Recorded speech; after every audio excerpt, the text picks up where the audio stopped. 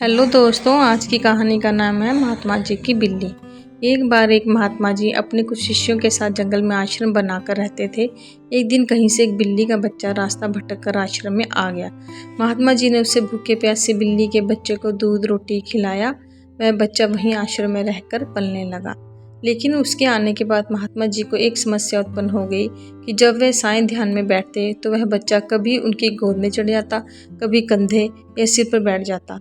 तो महात्मा जी ने अपने एक शिष्य को बुलाकर कहा, देखो, मैं जब साईं ध्यान पर बैठूं उससे पूर्व तुम इस बच्चे को दूर एक पेड़ से बांध आया करो। अब तो यह नियम हो गया। महात्मा जी के ध्यान पर बैठने से पूर्व यह बिल्ली का बच्चा पेड़ से बांधा जाने लगा।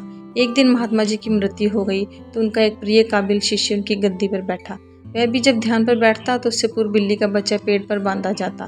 फिर एक दिन तो अनर्थ हो गया। बहुत बड़ी समस्या खड़ी हुई कि बिल्ली ही खत्म हो गई। सारे शिष्यों की मीटिंग हुई।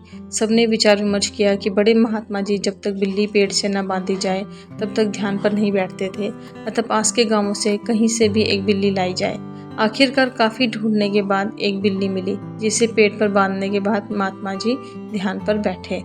विश्वास माने उसके बाद जाने कितनी बिल्लियां मर चुकी और न जाने कितने महात्मा जी मर चुके, लेकिन आज भी जब तक पेड़ पर बिल्ली न बांधी जाए तब तक महात्मा जी ध्यान पर नहीं बैठते।